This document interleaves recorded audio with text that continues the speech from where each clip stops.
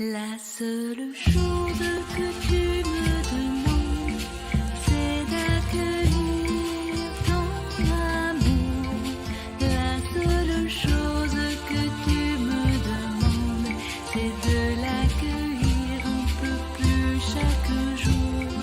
La seule chose que tu me demandes, c'est d'accueillir ton amour. La seule chose que tu me demandes, c'est d'être à toi pour toujours. Alors, bonjour à vous, chers choisis de Jésus. Il me fait plaisir d'être avec vous en ce vendredi saint, vendredi qui nous mène doucement à Pâques, à cette grande fête où on fête la victoire de notre Seigneur. Et puis, d'abord, il faut passer par ce jeudi saint, ce vendredi saint, ce samedi où on est en attente avec Marie pour faire éclater cette joie du Alléluia qu'on n'a pas chanté pendant le carême, cette joie de pouvoir partager les gloires de Dieu aussi, la gloire à Dieu. Donc, on attend ce moment précis pour que tout éclate, qu'éclate dans nos cœurs, qu'éclate dans le ciel, la joie des anges et la joie, tout simplement. Et puis, aujourd'hui, moi, je vous emmène sur un chemin, le chemin qui conduit à l'amour. Je vous emmène sur ce chemin-là. Et c'est tiré du message 58 du 3e volume. Donc, message 58 du 3e volume, le chemin qui conduit à l'amour. Puis vous allez voir comment que le Seigneur est quand même, je dirais, il vient nous inspirer, il vient nous donner ce dont on a besoin pour pouvoir avancer dans la foi, avancer avec lui, avancer sur ce chemin qui conduit à l'amour. Il vient nous donner cela, puis il vient par sur quoi, je dirais, parce que ce que je vous partage aujourd'hui, le message 58, ce n'est pas un message que j'ai choisi, c'est un message qui m'a choisi, dans le sens où j'ai tout simplement demandé en priant au Seigneur lequel des messages que, voilà, on pourrait se partager aujourd'hui. Et en ce vendredi saint, c'est ce message-là qui est venu. Puis, étrangement, il est bien, je dirais qu'il est bien choisi en ce jour du vendredi saint. Ce jour où on sait que Jésus porte sa croix avec nous. Il porte sa croix à travers ce vendredi saint. Donc, le chemin qui conduit à l'amour, allons de l'avant. Fabiola qui dit bonsoir. Je te dis bonsoir tout de suite, Fabiola, en passant. Et dans ce texte-là, dans le message 58, vous pouvez lire à l'écran, ça vous permet de pouvoir suivre. Mais je dirais que ce chemin-là qui conduit à l'amour, vous l'aurez deviné, c'est celui de ton cœur. C'est celui de ton cœur. Donc, ce chemin-là qui conduit à l'amour, étrangement, si tu prends le chemin, si tu trouves à prendre le chemin qui conduit à ton cœur, eh bien, ce chemin-là te permettra d'être conduit aussi à l'amour. Et pour bénéficier de ce chemin-là, et puis peut-être petite consigne aussi, là, c'est que ce message-là est adressé à un prêtre. Et puis, c'est quand même particulier qu'il soit adressé à un prêtre et qu'on s'en partage aujourd'hui en ce vendredi saint-là. Et puis, que ça fait appel aussi à, je dirais, à nous qui sommes prêtres, prophètes et rois. Prêtres, prophètes et rois. Donc, ce message-là est adressé à un prêtre et il s'adresse à toi aussi en tant que prophète, en tant que prêtre, prophète et roi. Donc, pour bénéficier de ce chemin qui conduit à l'amour, pour en bénéficier, renonce, hein. Renonce à l'attachement de ce qui est bien rangé dans ton intellect. Renonce. On vient parler de renoncement. C'est-tu pas beau en ce vendredi saint? Comment que le Seigneur lui-même a dû renoncer à plein de choses pour faire la volonté de son Père. Eh bien, aujourd'hui, dans le message 58, pour bien bénéficier de ce chemin qui conduit à l'amour, pour bien bénéficier de ce chemin qui conduit à ton cœur, renonce à l'attachement de ce qui est bien rangé dans ton intellect. Et il reprend ça d'une autre façon en disant, acceptes-tu? Donc, acceptes-tu de te départir? Et acceptes-tu de remettre entre les mains du Père quoi exactement? Ben, vous l'aurez deviné, ce bagage accumulé avec les années, sur lequel tu bases ta sécurité.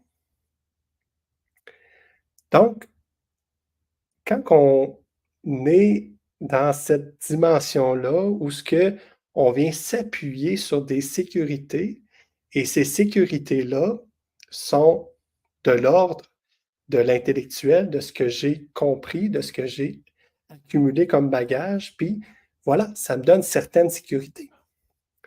Quand que je sais que hein, j'ai juste besoin de mettre un pied devant l'autre et de faire ce mouvement-là répétitif, bien, je suis quand même en sécurité de savoir que je ne vais pas tomber en marchant.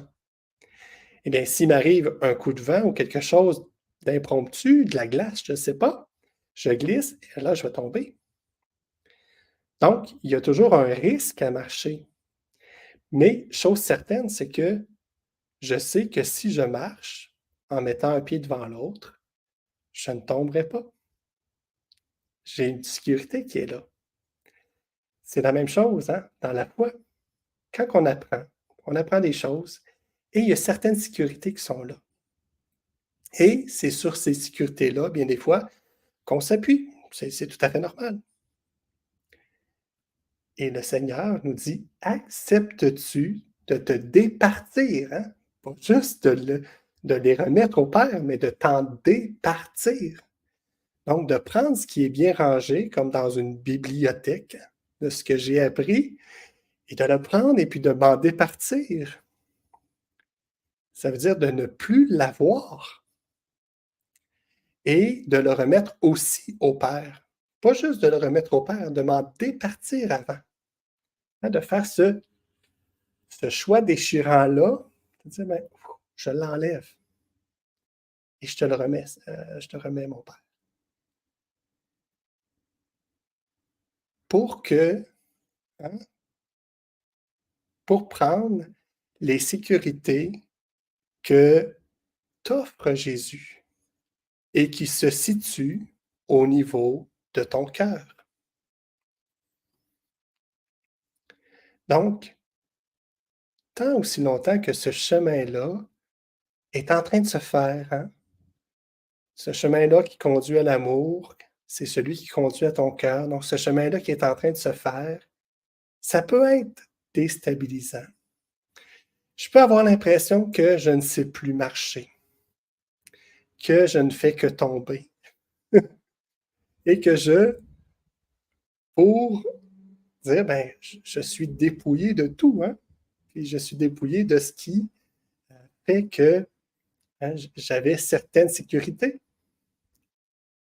Mais c'est pour retrouver hein, les sécurités que veut t'offrir Jésus et qui se situent au niveau de ton cœur. Et pour y arriver, il faut faire ce chemin-là. Et puis, étrangement, à chaque fois que j'enlève une sécurité hein, qui est de l'ordre, je dirais, de l'intellect, qui a été quelque chose que j'ai appris, que je n'ai pas expérimenté, à chaque fois que je me départis de cela, étrangement, il faut que je refasse ce chemin-là qui mène à mon cœur. Il pour retrouver la sécurité que le Seigneur a mis. C'est quelque chose, hein?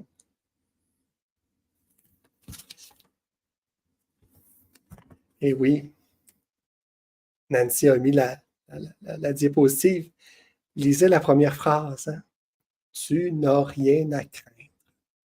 Encore une fois, le Seigneur vient nous dire, tu n'as rien à craindre. Pourquoi? Parce que ma Sainte Mère te prend dans ses bras pour faire quoi? Pour te bercer, afin que tu puisses retrouver ton cœur d'enfant.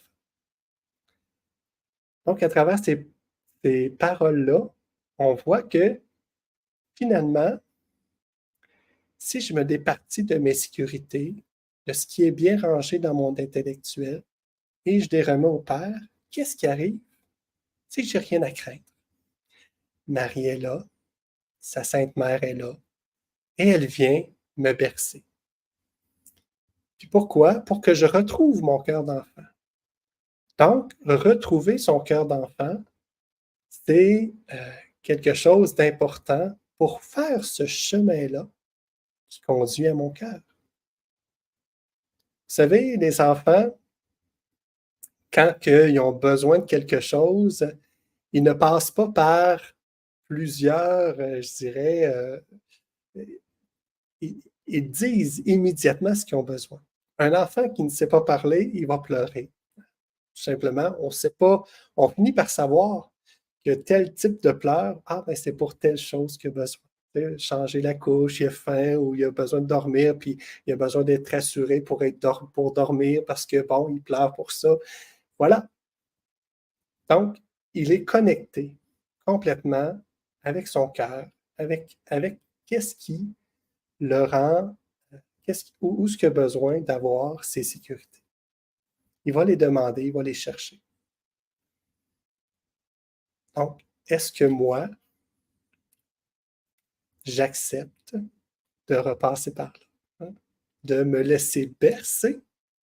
Pourquoi? Pour retrouver mon cœur d'enfant. Que j'accepte de faire ça. Et puis, on va plus loin dans le message en disant qu'il soit guéri par l'amour du Père. Il veut se déverser en toi si tu lui permets de te laisser pénétrer. Donc, cet amour-là, pour que tu sois guéri par l'amour du Père, cet amour-là veut se déverser en toi si tu lui permets que cet amour-là puisse te pénétrer. Donc, vous voyez, quand on lit cela, on voit que c'est quand on le dit, on dit, ben oui, c'est bien simple, c'est comme ça que ça se passe.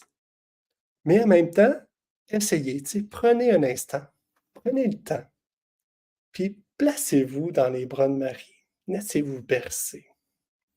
Accueillez cet enfant-là que vous êtes, cet enfant-là de Dieu que vous êtes. Prenez ce temps-là. Puis est-ce que vous êtes capable d'accueillir cet amour-là que le Père veut déverser en vous? Est-ce qu'à ce moment-là, lorsque vous prenez le temps de vous laisser bercer par Marie, est-ce que vous êtes en mesure de vous laisser aimer par l'amour du Père? Puis sachez que l'amour du Père va venir vous aimer dans une globalité. Pas juste là où ce que ça fait du bien, mais là aussi où ce que ça fait mal.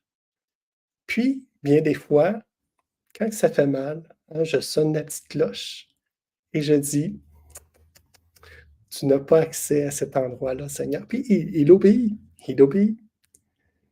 Mais c'est bon de voir comment on a besoin de se laisser, je dirais, percer le cœur comme la goutte qui perce tranquillement le roc, parce qu'elle ne cesse de tomber au même endroit et le trou se fait dans le roc. Est-ce que le Seigneur vient faire aussi la même chose à travers moi, à travers cette goutte d'amour qu'il m'envoie, qu'il me donne. Et tranquillement, hein, ça vient percer cette carapace-là que je peux avoir, où j'ai simplement appris que pour ne pas être blessé, hein, il faut que je me protège. Puis que ce soit, peu importe l'amour que ce soit, même si je dis que, même si je sais que l'amour du Père ne peut pas me blesser, eh bien, d'ouvrir mon cœur à cet amour-là me rend aussi vulnérable, en quelque sorte. Puis cette vulnérabilité-là, si je ne l'accueille pas, hein, si je ne la remets pas entre les mains du Père, ben, me rend aussi très fragile dans mes relations avec les autres. Peut me rendre très fragile dans la relation avec les autres. Mais en accueillant, en offrant, on relit la première phrase, tu n'as rien à craindre. Tu n'as rien à craindre. Laisse-toi bercer par Marie. Accueille ce tout petit, ce cœur d'enfant. Et puis, hein, le Père vient te guérir par l'amour qu'il veut déverser en toi si tu lui permets de le faire. Ce vendredi saint, hein, c'est quand même intéressant de se parler de cela, hein, puis de voir comment que, à travers, je dirais, ce cheminement-là même que le Christ a vécu dans son chemin de croix, dans le chemin de croix, ben, comment que lui-même a eu à se laisser aimer dans des situations où il se sentait complètement délaissé de son Père. Quelque chose, hein? Et puis, le message continue en disant, le Père vient mobiliser une armée d'anges pour t'accompagner dans ce grand passage qui te conduit à l'amour, hein, qui te conduit à ton cœur. Et ce grand passage-là, qu'est-ce que Pâques, hein? Sinon, Pâques, c'est ce que ça veut dire. Ça veut dire passage, hein, ce grand passage-là. Donc, le Seigneur t'invite à vivre une Pâques, tout simplement. Et pour cela, il t'envoie ses anges, une armée d'anges pour t'accompagner dans ce grand passage-là, de l'amour qui mène à ton cœur. Donc, il n'y a pas juste Marie, il y a aussi une armée d'anges qui t'accompagne pour aller, pour faire ce chemin-là avec toi. Et il ajoute, ne joue pas au grand, accepte d'être petit. Hein? Il nous le redit, hein, le cœur d'enfant. Dans un cœur d'enfant, des fois, ça veut jouer au grand, effectivement. Il vient nous redire d'une autre façon en nous disant, ne joue pas au grand, accepte d'être petit. Tu ressentiras de plus en plus l'amour du Père. Donc, si je joue au grand, en quelque sorte, je vais sentir que tout me blesse. Il y a quelque chose qui fait mal quand que, voilà. Mais quand j'accepte d'être petit, hein, ce qui fait mal, je dirais la place que l'amour vient prendre, ce malaise-là que peut créer ce passage-là, vient se transformer en joie, en amour, en bonheur, parce que j'accepte d'être petit. J'accepte qu'il en soit ainsi. Je ne mets pas je ne me braque pas. Vous savez, hein, tout est là. Si dans ma chute, si je tombe en marchant, si dans ma chute, je me braque, je me raidis, je vais me faire plus mal que si je tombe en m'abandonnant. Parce que le corps sait très bien comment tomber pour ne pas se blesser. Mais si je l'empêche, si je me braque, à ce moment-là, probablement que je vais plus me blesser. Puis c'est aussi prouvé, tout cela. Donc, ne joue pas au grand, accepte d'être petit, tu ressentiras de plus en plus l'amour du Père.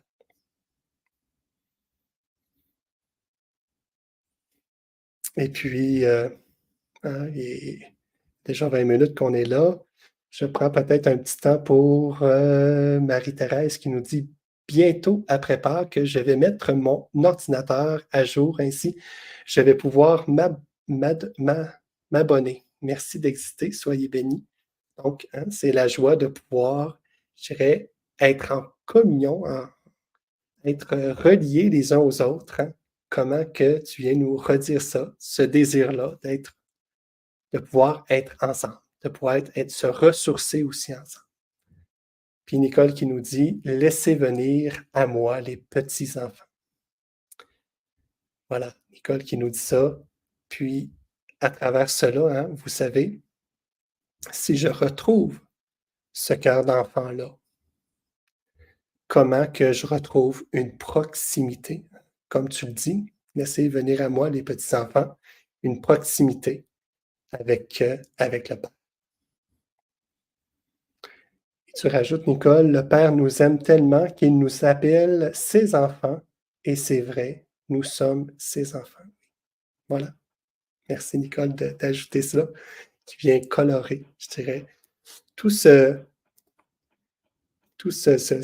message qu'on est en train de se partager ensemble. Et je vous laisse un petit bout de la fin de ce message 58 du 3e volume, où on parle d'une souffrance offerte. Donc, une souffrance offerte, c'est une souffrance qui, lorsque je l'offre, elle est transformée par Jésus et puis elle sera associée à celle de Jésus. Et cela aura valeur de rédemption. Donc, la souffrance que je vis, si je l'offre, si elle est offerte, que je l'offre, qu'elle est offerte pour le salut des hommes, le salut du monde, le salut voilà. Et puis, si je l'offre aussi au Père, ben voilà, s'exécute en moi cette transformation-là. Hein? Ce grand passage-là, cette Pâque se fait aussi en moi. Mais elle est aussi associée à celle de Jésus, et puis cela a une valeur de rédemption. Comment qu'on est, je dirais qu'on n'est pas seul dans tout ce qu'on vit, et comment que ce qu'on vit, hein, cette part que nous vivons, ce passage-là que nous vivons, devient aussi, je dirais, en valeur porte des fruits à travers tous ceux et celles qu'on connaît ou qu'on ne connaît pas, mais qui ont besoin que nous puissions être, je dirais, transformés pour qu'eux puissent vivre aussi cet amour qu'ils ont besoin de vivre à travers ce chemin qui conduit à leur cœur. Voilà, ben, je vous laisse avec ça et je vous souhaite un bon Triduum Pascal. Hein, voilà, on voit que Louisa nous dit « Merci Kevin, joyeuse Pâques » et Fabiola qui nous dit « Merci Kevin pour ce beau partage, bon vendredi saint et union de prière. » Nicole qui nous dit « Je serai seule pour Pâques, j'offre à Jésus et je sais que lui est avec moi. » Voilà. Hein? Ben voilà. Peut-être qu'on est seul pour Pâques, mais on est unis, hein, les uns aux autres à travers, je dirais, l'invisible. Nous sommes là. Et puis, puis sachez que à chaque jour, hein, il y a une messe qui est offerte, qui est dite, en fait, pour les choisis de Jésus. Et voilà, dans ces intentions-là, moi, je demande que le Seigneur vienne nous donner en abondance son amour de miséricorde, son amour de joie, son amour de paix, pour que puisse éclater en nous, hein, qu'éclate en nous cette joie de Pâques. C'est ce que je souhaite, c'est ce que je mets dans les intentions. Et je vous souhaite, voilà, bon Triduum Pascal. Et parce que l'amour nous aime, nous devenons l'amour. Et je vous dis à la semaine prochaine. Bye bye.